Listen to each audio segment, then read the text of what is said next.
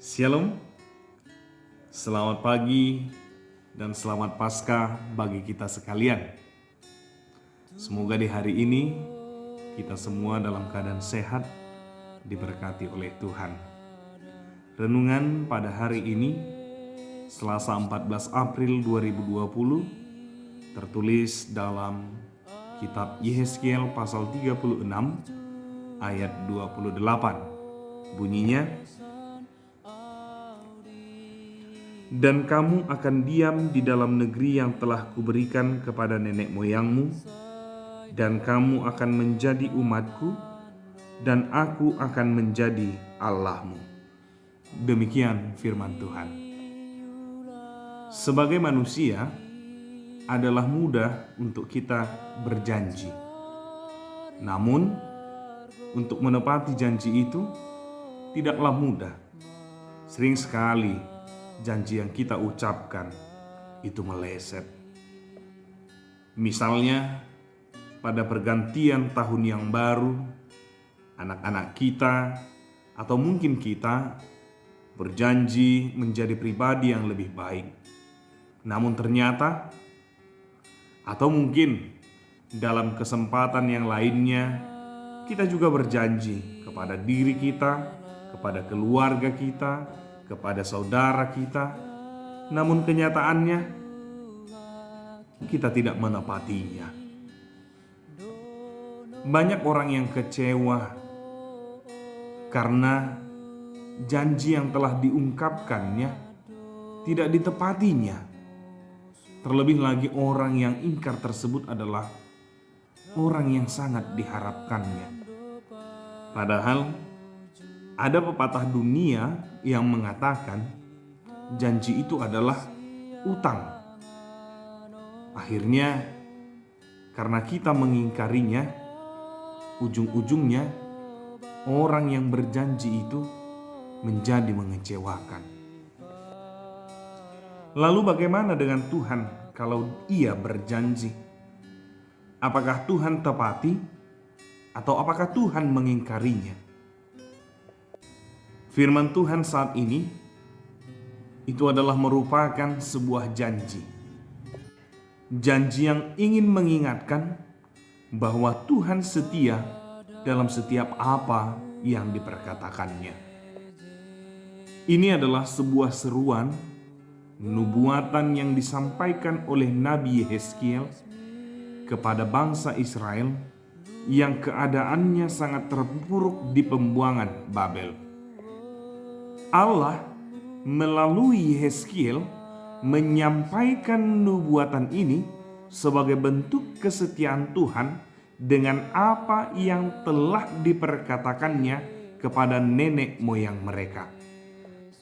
Janji Tuhan untuk memberikan tanah Kanaan ini, tanah yang berkelimpahan susu dan madu ini, pertama sekali boleh kita temukan dalam kisah pemanggilan Abram ataupun yang lebih kita kenal dengan Abraham. Dan itu benar-benar disampaikan oleh Tuhan kepada Abraham yang juga sampai kepada garis keturunannya.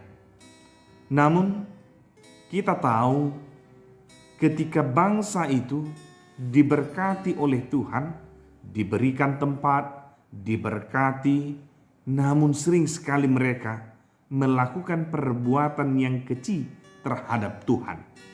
Mereka melakukan perbuatan-perbuatan yang tidak diinginkan Tuhan.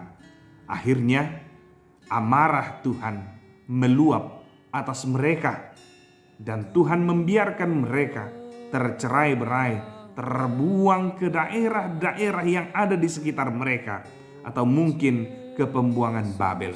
Ini boleh kita lihat di dalam ayat yang ke-16 sampai dengan ayat yang ke-19.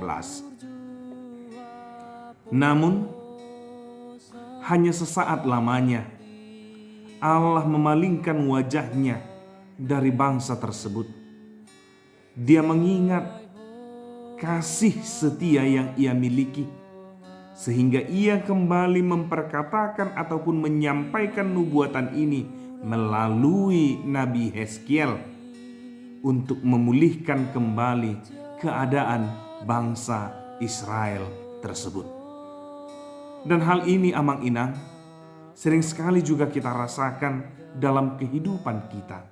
Dan sebagai bukti nyata bahwa Tuhan setia di dalam kehidupan kita itu terlihat bahkan sampai Dia mau memberikan nyawanya menjadi bayaran untuk keselamatan yang kita punya. Dan itu yang baru kita ingat dalam peristiwa Jumat Agung yang kita kenang. Dan bahkan bukan sampai di situ. Dia tidak hanya memberikan kita kelepasan dari dosa, Dia telah bangkit untuk memberikan kepada kita pengharapan bahwa kita akan mendapatkan hidup kembali, dan bukan hanya hidup yang sementara, tetapi hidup yang kekal. Dengan demikian, pertanyaan di awal tadi, apakah Tuhan setia? Apakah Tuhan tepati janji? Ya, benar. Dia adalah Allah yang selalu menepati apa yang telah Ia janjikan, apa yang telah Ia perkatakan. Dia adalah Allah yang tidak pernah ingkar, tetapi Allah yang setia, bahkan senantiasa memperbaharui kembali kasih-Nya di dalam kehidupan kita. Alkitab menyatakan dalam kitab 2 Petrus pasal 3 ayat 9 bahwa Tuhan tidak lalai menepati janjinya. Atau seperti yang tertulis dalam Mazmur 12 ayat 7, demikian, janji Tuhan adalah janji yang murni, bagaikan perak yang teruji, 7 kali dimurnikan dalam dapur peleburan di tanah. Oleh karenanya, jangan pernah meragukan janji Tuhan di dalam kehidupan kita.